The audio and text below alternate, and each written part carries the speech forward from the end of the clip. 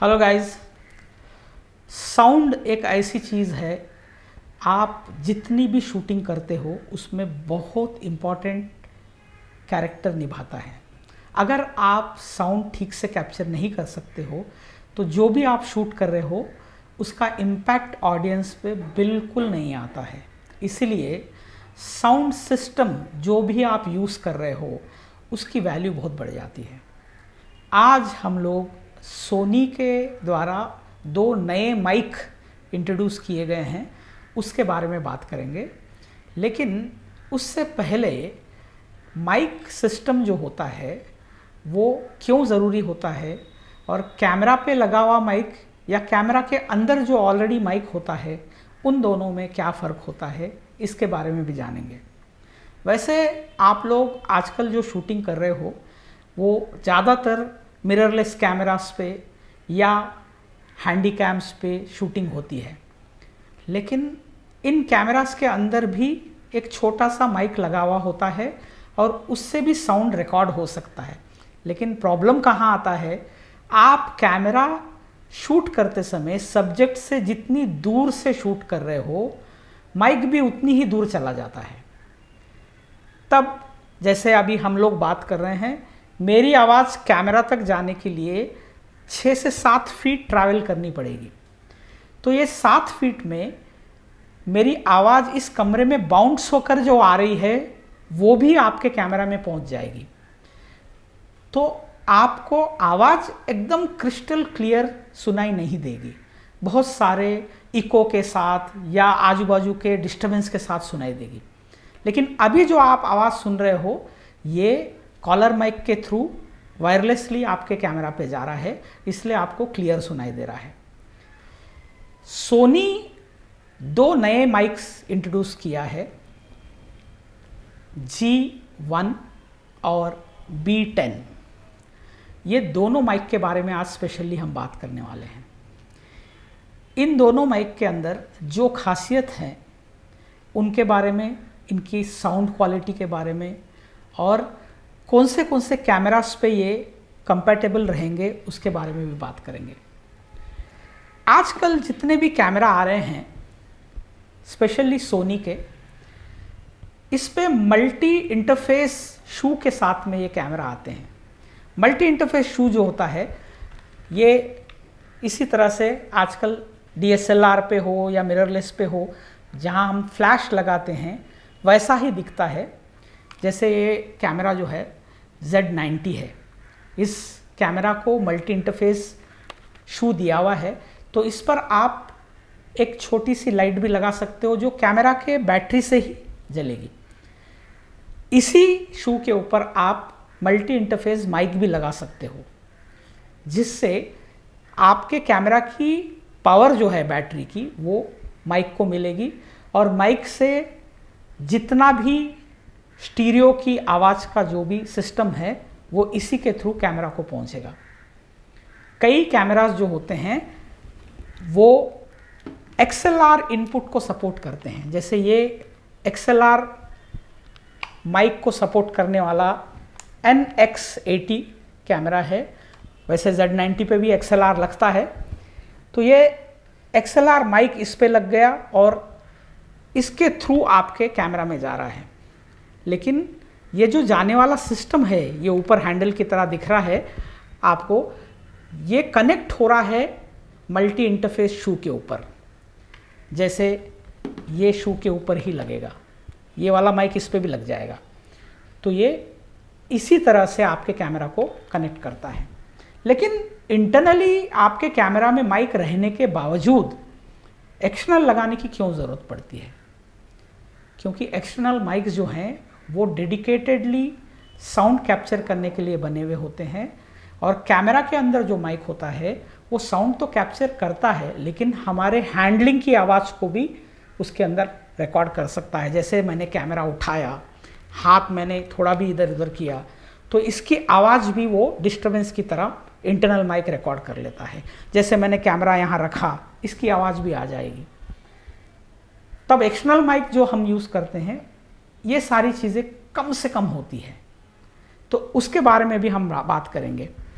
जैसे आजकल सबसे हाईएस्ट यूज़ में आने वाले मिररलेस कैमराज में ये प्रोफेशनल सिनेमा कैमरा बोला जाता है FX3। सोनी FX3 जो है ये नेटफ्लिक्स अप्रूव्ड कैमरा भी है और इसके ऊपर आपको XLR का माइक लगाने की फैसिलिटी भी है। इस पर माइक लगाकर इनपुट आप दे सकते हो XLR के थ्रू और साथ में कैमरा रिकॉर्ड कर रहा है।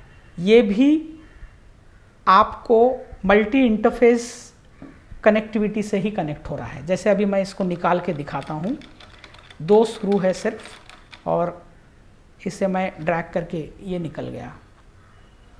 ये जो कनेक्शन दिख रहा है ये मल्टी इंटरफेस कनेक्शन है जो कैमरा के शू के ऊपर ही लगता है यहाँ पर, और इसी के थ्रू पावर भी आ रहा है, इसी के थ्रू सिग्नल्स भी जा रहे हैं, सब कुछ इसी के थ्रू हो रहा है। तो यहाँ पर फ्लैश तो लगता ही लगता है लेकिन साथ में माइक भी लग जाता है। तो ये मल्टी इंटरफेस का खासियत है। और जो मैं माइक्स के बारे में बोल रहा हूँ ये दोनों भी माइक मल्टी इंटरफेस के साथ आते हैं।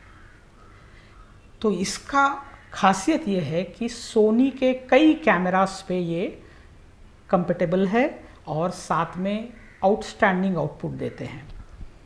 आपको मैं इसका थोड़ा सा डिटेल दिखा देता हूँ। जो G1 मॉडल है, इस मॉडल की खासियत यह है कि ये बहुत कॉम्पैक्ट है, बहुत ही कॉम्पैक्ट है और ये इसकी साइज़ है बहुत छोटी साइज़, और ये आता है मल्टी इंटरफेस के साथ में। इसी माइक को आप इन तीनों कैमरा के किसी पे भी लगा सकते हो, तीनों को भी ये मैच होता है क्योंकि ये तीनों में मल्टी इंटरफेस कनेक्ट करने के लिए शू दिया हुआ है। तो ये वाला बहुत अच्छे से काम करता है। और इस माइक की खासियत ये है कि 3.5 का जैक पिन भी आता है जो आप इस पर लगाकर, जो कैमरा में मल्टी इंटरफेस की फैसिलिटी नहीं होती है उस पर आप माइक के में लगा के यूज़ कर सकते हो।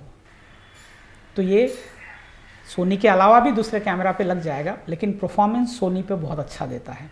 तो ये एक छोटा सा माइक जो G1 है तो इसके साथ में बहुत अच्छा आउटपुट आता है। इसके हम आवाज़ के ट्रायल भी लेंगे, वो भी मैं आपको बताऊंगा। इस छोटे से माइक की एक खासियत है कि आपने देखा होगा ये हिल रहा है ऊपर, तो शू के और माइक के बीच में एक रबर कनेक्टिविटी दिया हुआ है। तो ये रबर कनेक्टिविटी उसका मतलब क्या है, जैसे मैंने कैमरा के ऊपर इसे लगा दिया, कैमरा के ऊपर लगा दिया तो इसका खासियत ये है कि अगर मैं जैसे लॉक करने के बाद जैसे मैं फोकसिंग के लिए या कैमरा हाथ थोड़ा ऊपर नीचे किया तो जो वाइब्रेशंस आ रहे हैं ये रबर के कारण माइक तक नहीं जाएंगे। वाइब्रेशंस नहीं जाने से जो साउंड क्रिएट होता है टच के कारण वो बिल्कुल इसमें डिस्टर्ब नहीं करेगा। तो ये बहुत अच्छा दिया हुआ है वाइब्रेशंस को आप आवाज़ में कन्वर्ट नहीं करने के लिए, तो ये काफ़ी अच्छा काम करता है। दूसरा, अगर आपके पास में बहुत सारी हवा आ रही है तो विंडशील्ड भी दिया हुआ है इसके साथ, तो आप विंडशील्ड लगा दो तो हवा की आवाज़ कम से कम आएगी। तो ये इस छोटे से माइक की खासियत है। इसमें एक ही है कि जब आप मल्टी इंटरफेस से नहीं लगाते हो तो 3.5 जैक से जो लगाकर यूज़ कर रहे हैं उनके लिए ये है कि आपको पावर कॉर्ड के साथ में जो 3.5 आता है, मतलब इसमें से पावर भी इसमें जाना चाहिए तब ये काम करेगा, अगर नहीं जाता है तो नहीं काम करेगा। तो आपको ये पिन और साथ में जो कैमरा सपोर्ट करता है उसी के साथ यूज़ करना पड़ेगा। अब एक और माइक जिसके बारे में मैं स्पेशली आज बोलने वाला हूँ ये है B10। तो ये बहुत ही बढ़िया माइक सोनी वालों ने इंट्रोड्यूस किया है और ये B10 जो है इसके साथ 3.5 कॉर्ड तो आती नहीं है, लेकिन साथ में ये विंडशील्ड आया है, इसका तो आपको मैंने पहले ही बताया है। अब ये भी आपको B10 मॉडल जो है, इसकी खासियत है कि आपको देखो 4 अलग अलग कैप्सूल माइक दिख रहे हैं यहाँ पर। ये सिस्टम इतना अच्छा है कि यहाँ पर आपको पीछे बहुत सारे सेटिंग्स दिखा रहा है। इनके डिटेल्स भी मैं आपको एक एक करके बताऊंगा, और साथ में इस पे भी वाइब्रेशन इम्पैक्ट माइक पे ना जाने के लिए रबर का दिया हुआ है, जैसे मैंने पहले बताया है। तो इसमें भी आप कैमरा के ऊपर लगाने के बाद में आवाज़ जो हाथ की वगैरह ट्रांसफ़र नहीं होगी। यहाँ पर भी मल्टी इंटरफेस दिया हुआ है, तो पावर वगैरह सारा इसी में से जाता है। तो इसी को हम, जैसे अभी मैं अगर FX3 के ऊपर यूज़ करूं तो इसका आउटपुट क्या आता है, इसके मैं डिटेल्स पूरे आपको मैं बताऊंगा। मल्टी इंटरफेस के साथ में कनेक्ट किया है। यहाँ आपको मैं डिटेल में बताऊंगा कि कौन से स्विचेस दिए हैं। इस माइक की खास बात है कि ये एनालॉग सिग्नल्स के अलावा डिजिटल सिग्नल्स भी कैमरा को देता है। डिजिटल वॉइस सिग्नल्स क्यों ज़रूरत है?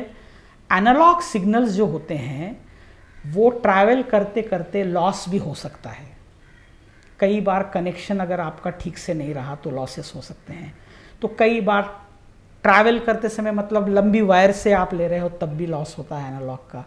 यहाँ भी अगर ट्रैवल करते समय अगर यहाँ कनेक्टिविटी में कोई भी कार्बन वगैरह आता है तब भी लॉस होता है। लेकिन डिजिटल की खास बात ये होती है कि इतना छोटा सा mike analog to digital convert करके डिजिट्स में सप्लाई कर रहा है पूरे इन्फॉर्मेशन को। तो जितना भी रिकॉर्डिंग हुआ है प्योर, बिना कोई नॉइस के, आपको जैसा का वैसा आपके कैमरा के अंदर सेव होता है। ये डिजिटल का खासियत है। तो ये एनालॉग और डिजिटल का दोनों भी इसमें स्विच दिया है। आप एनालॉग भी यूज़ कर सकते हो या डिजिटल सिग्नल के लिए भी यूज़ कर सकते हो, दोनों भी है अवेलेबल। लेकिन डिजिटल सिग्नल्स बहुत लिमिटेड कैमरास को सपोर्ट करता है, क्योंकि ये मल्टी इंटरफेस लेटेस्ट जो आया है, जिन कैमराज में अवेलेबल है उन्हीं को डिजिटल काम करता है। जैसे ये सोनी FX3 है, इस पर डिजिटल एक्सेप्ट करता है, अल्फा 1 एक्सेप्ट करता है, A7 IV एक्सेप्ट करता है, A7S3 करता है। तो ऐसे कई मॉडल हैं जो डिजिटल को एक्सेप्ट करते हैं।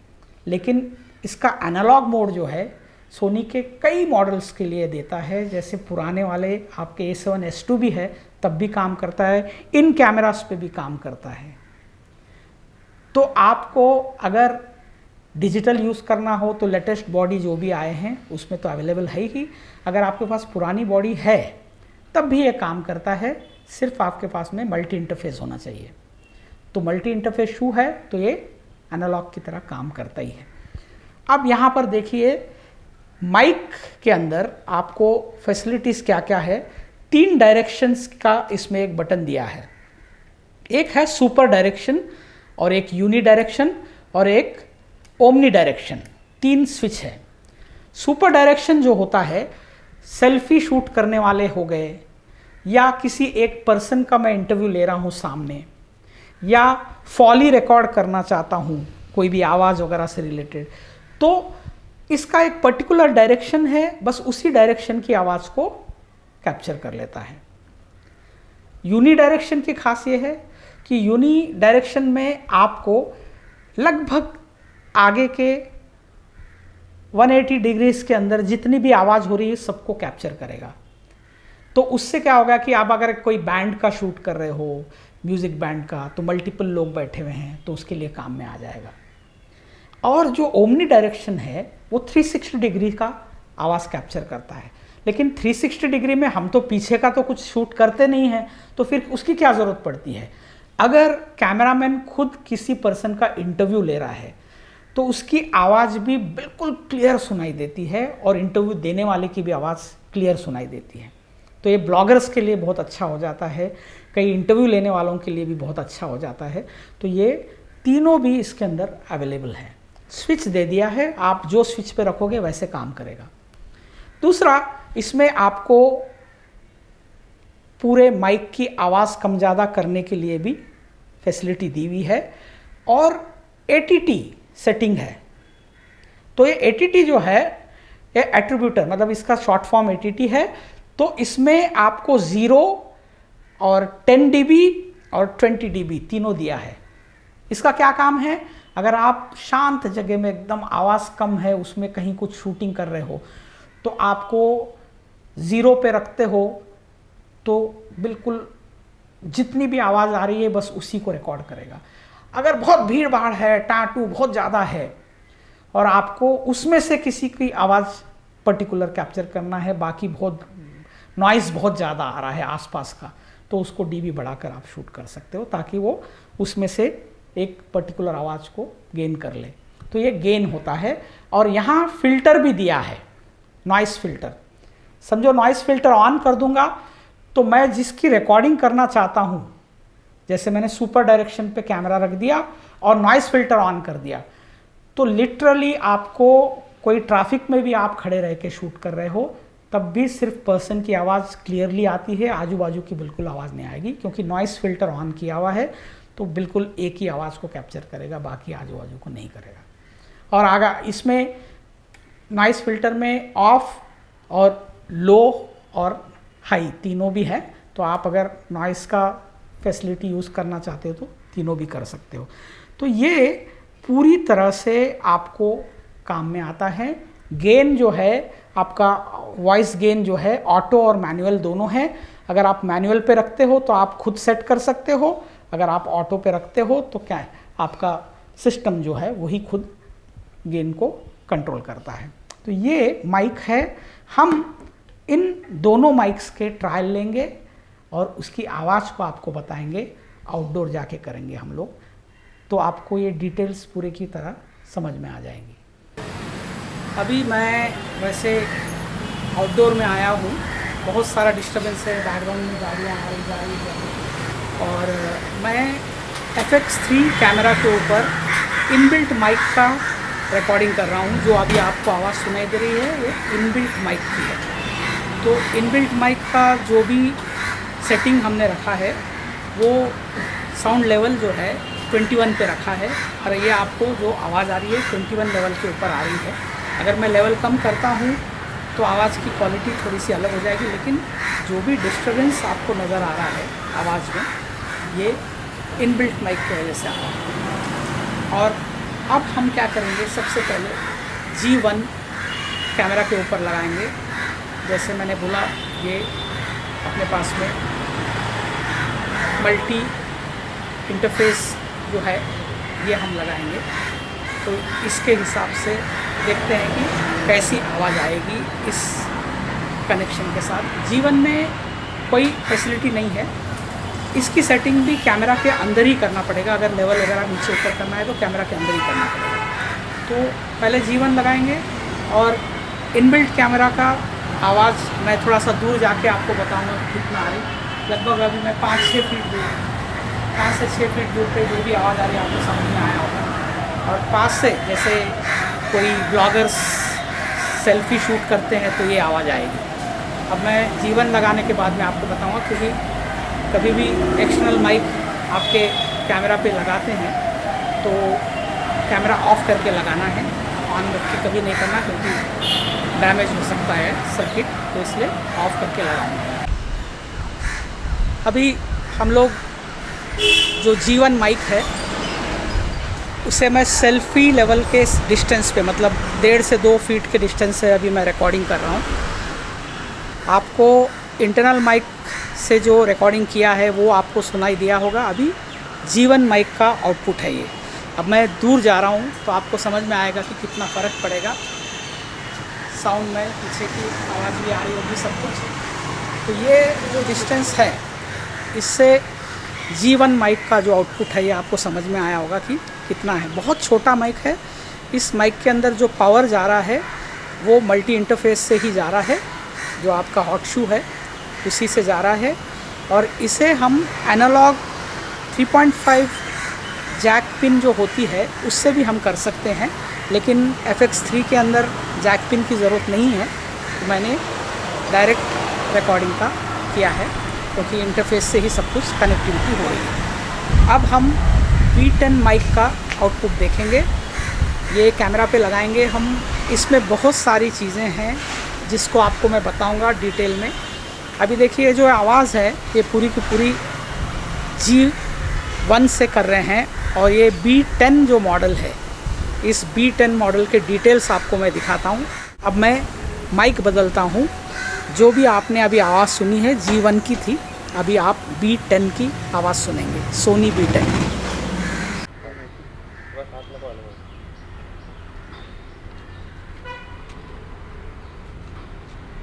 ठीक है, अब यहाँ पर डिटेल में ज़रा क्लोजअप में आ जाए। हाँ,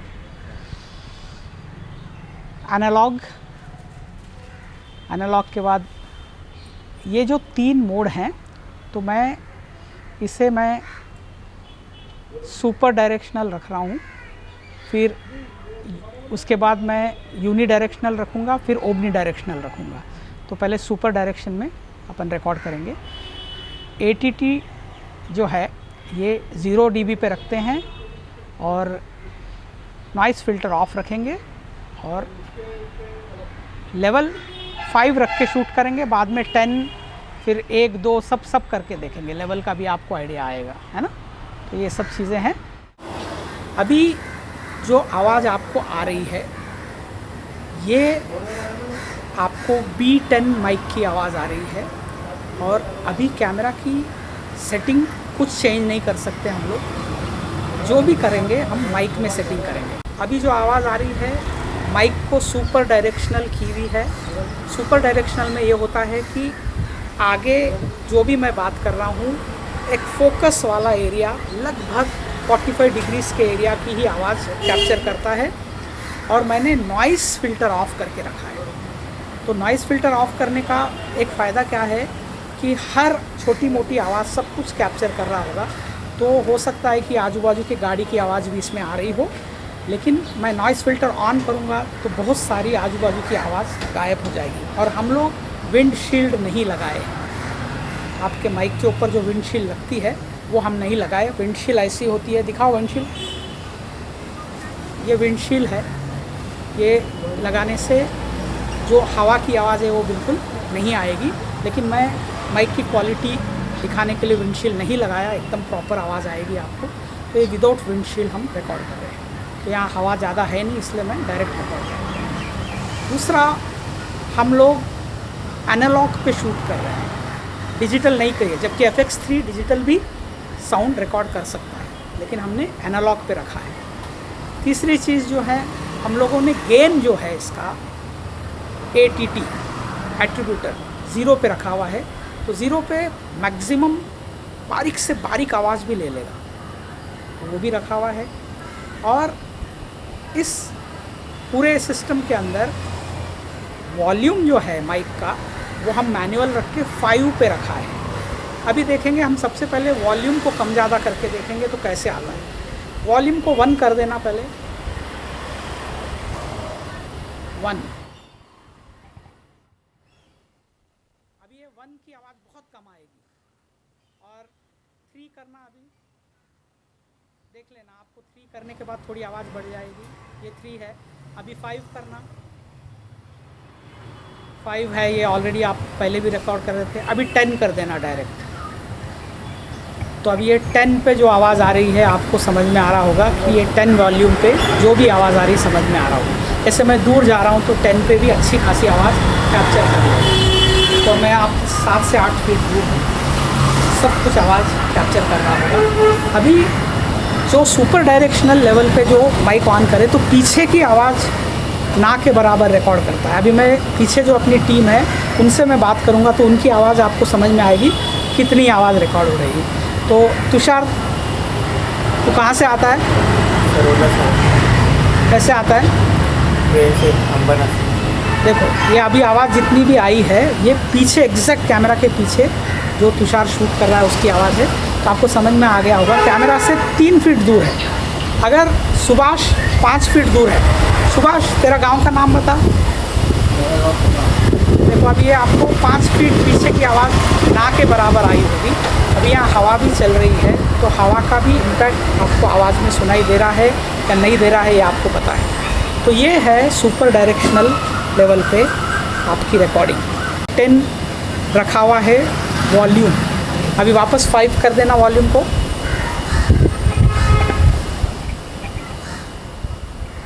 अब देखिए, मैं इसका फ़िल्टर ऑन कर दूंगा, नॉइज़ फ़िल्टर ऑन कर देना, ऊपर कर देना। अब ये मैंने फ़िल्टर ऑन करके ये आवाज़ देखिए, जो भी आपको समझ में आ रही है, बहुत सारी आवाज़ जो है आसपास की कम हो गई है। पीछे से गाड़ियों की आवाज़ वगैरह सब चल रही है, लेकिन ये सुपर डायरेक्शन के अंदर फ़िल्टर ऑन के साथ की आवाज़ है। फिर से फुल फ़िल्टर ऑफ कर देना। हाँ, अभी मैं जो वॉल्यूम लेवल है उसे ऑटो पे कर देता हूँ। ऑटो कर देना वॉल्यूम लेवल को। अभी ये ऑटो मोड पे है, तो इसमें आपका जो माइक सिस्टम है, B10 माइक सिस्टम, वो खुद ही लेवल को मैनेज कर रहा है। अभी वापस से मैनुअल कर देना। अब सुपर डायरेक्शन जो है उसे हम अभी यूनी डायरेक्शन कर देंगे। सेंटर में लाना सुपर डायरेक्शन वाले इसको सेंटर में हो गया। अब ये यूनी डायरेक्शन जो है लगभग 180 डिग्रीज का आवाज़ कैप्चर करता है। अभी मैं आपको बताता हूँ, मैं थोड़ा सा बाजू जाके भी दिखा रहा हूँ, तो आपको समझ में आएगा कि ये आवाज़ में फ़र्क उतना नहीं आएगा मैं घूमने के बाद में, क्योंकि इसमें माइक का 180 डिग्रीज की पूरी आवाज़ लेगा। अभी हमने वॉल्यूम 5 पे रखा हुआ है, फ़िल्टर ऑफ किया हुआ है। यूनी डायरेक्शन का एक फ़ायदा क्या है, 180 डिग्रीज़ के सभी का कैप्चर करेगा, और आप कोई बैंड वगैरह का शूटिंग कर रहे हो तब ये काम में आएगा। अब ओमनी डायरेक्शन का आप सेटिंग देखिए, ओमनी पे कर देना, सबसे आखिरी सेटिंग 360 डिग्रीज़ की आवाज़ आएगी ओमनी डायरेक्शन में। अभी देखिए पीछे तुषार, तो कौन से ट्रेन से आया? अंबरनाथ से। तो कितनी देर में आया यहाँ तक? 45 to 50 मिनट्स। अभी ये जो तुषार मेरे से कुछ पूछेगा, तो कुछ जैसे आप कोई ब्लॉगर जो है अगर खुद ही इंटरव्यू ले रहा है, कोई इंटरव्यू लेने वाला जो है कैमरा भी ऑपरेट कर रहा है और इंटरव्यू भी ले रहा है, तो उसका क्वेश्चन भी उतनी ही प्रॉपर सुनाई देगा, मेरा आंसर भी उतना ही प्रॉपर सुनाई देगा। क्वेश्चन करना कोई भी तो ऐसे। सर स्टूडियो कितने बजे रहते हैं एग्जैक्ट टाइमिंग तो आप स्टूडियो का खुलने का टाइम फिक्स है 10 बजे का, लेकिन बंद होने का कोई टाइम नहीं है। तो ये जो ऐसे आंसर होते हैं क्वेश्चन है, दोनों भी ये है आपको ओमनी डायरेक्शन का कमाल, क्योंकि ये ऊपर जो 4 माइक लगे हुए हैं, ये चारों मिल के 360 डिग्री का आवाज़ दे रहे हैं। अब इसमें अगर मैं नॉइज़ फ़िल्टर ऑन करता हूँ तो क्या होता है देखिए। नॉइज़ फ़िल्टर ऑन कर देना, किया ऑन हो गया। अभी ये जो भी डिस्टर्बेंस है इसकी आवाज़ थोड़ी कम कर देता है नॉइज़ फ़िल्टर। एलसी में क्या होता है कि थोड़ी कम आवाज़ आती है, और अगर फुल ऑन करते तो बहुत सारी आवाज़ें उसमें डिस्टर्बेंस कम हो जाती है। तो 3 स्टेजेस हैं, एक ऑफ, एक एलसी और एक नॉइज़ फ़िल्टर। तो ऐसे तीनों हैं, तो तीनों भी काम करते हैं। फॉली के लिए हम सुपर डायरेक्शन रख के ही फॉली कैप्चर करते हैं। ओमनी डायरेक्शन जो है बहुत सारी आवाज़ कैप्चर करता है, लेकिन आपको ये सारी चीज़ें समझ में आ गई होगी। तो अभी अगर मैं इसे सुपर डायरेक्शन कर दो, बारी बारी से एक एक करके बताता हूँ। अभी मैं FX3 कैमरा के ऊपर इनबिल्ट माइक का रिकॉर्डिंग कर रहा हूँ। जो अभी आपको आवाज़ सुनाई दे रही है ये इनबिल्ट माइक की है। अभी हम लोग जो G1 माइक है उसे मैं सेल्फ़ी लेवल के डिस्टेंस पे, मतलब 1.5 से 2 फीट के डिस्टेंस से अभी मैं रिकॉर्डिंग कर रहा हूँ।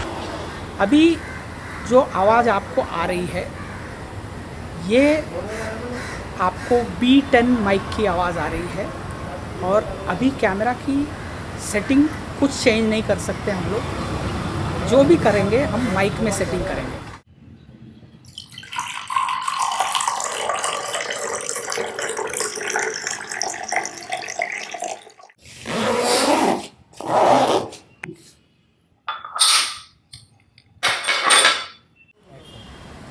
सोनी B10 माइक सिस्टम के अंदर एनालॉग और डिजिटल दोनों भी दिया हुआ है। डिजिटल सिस्टम जो है वो सिर्फ गिने चुने कैमरा मॉडल पे ही चलता है। अभी हम जो FX3 पे शूट कर रहे हैं उस पर एनालॉग और डिजिटल दोनों भी चलता है और ये दोनों सिस्टम आपको मल्टी इंटरफेस जो शू है उसी के थ्रू कनेक्ट हो जाता है। अभी हम जो शूट कर रहे हैं ये एनालॉग पे कर रहे हैं और हम सुपर डायरेक्शनल सिस्टम पे विदाउट फिल्टर ये रिकॉर्डिंग हो रही है। तो अगर हम अभी इसे एनालॉग से डिजिटल करते हैं तो आवाज़ में फ़र्क क्या आता है देखते हैं। एनालॉग से डिजिटल करना, अभी जो आवाज़ आप सुन रहे हैं ये डिजिटल किया है मैंने, एनालॉग टू डिजिटल। ये B10 माइक जो है एनालॉग से डिजिटल जब हम कर देते हैं तो माइक के अंदर ही सिग्नल्स को डिजिटल करके वो डिजिटल सिग्नल्स को कैमरा को देता है। तो इससे बेनिफिट क्या होता है कि आपका एनालॉग से जो सिग्नल जाते हैं उसमें जो नॉइज़ आ जाता है यानी कि पोल्यूशन आता है वो डिजिटल में बिल्कुल नहीं आता है। तो this is what the highest quality of B10 mike system. तो ये जो अभी एनालॉग से हमने डिजिटल करके आपको आवाज़ सुना रहे हैं इसमें भी थोड़े से वेरिएशंस के बारे में अपन देखेंगे। अभी हम सुपर डायरेक्शनल रिकॉर्ड कर रहे हैं तो आपको मेरी आवाज़ जो भी आ रही है, अब आपको सुपर डायरेक्शनल में नॉइस फिल्टर जो है वो पहले लो फिल्टर रखेंगे फिर नॉइस हाई फिल्टर रखेंगे। तो LC पे रखना पड़ता है फिल्टर को। ये LC है तो आपको आवाज़ जितनी भी इसमें फ़िल्टर होके आ रही है समझ में आ रहा होगा। अभी कंप्लीट ऑन करना फ़िल्टर। अब ये फ़िल्टर कंप्लीट ऑन करके आपने देखा होगा कि आवाज़ जो है डिजिटल भी है और साथ में नॉइस फ़िल्टर ऑन करके भी है तो आपको प्रॉपर आवाज़ आ रही होगी। अब आप सुपर डायरेक्शनल से हम इस सिस्टम को यूनी डायरेक्शन पे लेके जाएंगे। यूनी डायरेक्शन करना। अब ये यूनी डायरेक्शन है जिसमें 180 डिग्रीज़ की आवाज़ आ रही है। पीछे की आवाज़ जो है वो कम से कम आएगी। ओमकार, हाँ कहाँ से आया तू? तो ये अभी आपको समझ में आया होगा कि कितनी आवाज़ पीछे की आती है। अब रखो ओमनी डायरेक्शनल। अब ये ओमनी डायरेक्शनल में आपको बहुत सारी आवाज़ आएगी लेकिन पीछे की आवाज़ भी प्रॉपर आएगी। ओमकार, हाँ सर। कब निकलने वाला है यहाँ से? शाम को 7:30 बजे से। तो ये आपको मेरी आवाज़ जितनी अच्छे से आ रही है ओमकार की भी सेम पिच में आई होगी क्योंकि हमने ओमनी डायरेक्शन रखा है। ओमनी डायरेक्शन में 360 डिग्री का पूरा आवाज़ आ रहा है तो आपको मेरी और ओमकार की आवाज़ सेम पिच में आएगी। तो ये सिस्टम जो है अभी हम डिजिटल पे कर रहे हैं। अब आपको इसका एक और सिस्टम बता देंगे कि अगर हम इसके फ़िल्टर को ऑफ़ कर देते हैं तो देखेंगे कैसा लगता है। फ़िल्टर ऑफ़ कर देना। ये फ़िल्टर ऑफ़ कर दिया है और ओमनी डायरेक्शन में है और डिजिटल है। तो ये सारी चीज़ें आपको कंप्लीट पता चल गई होगी। होप ये वीडियो आपको पसंद आया होगा। आपके लिए ऐसे ही नए नए वीडियो हम लाते रहेंगे। अगले वीडियो में मिलते हैं। Bye, see you.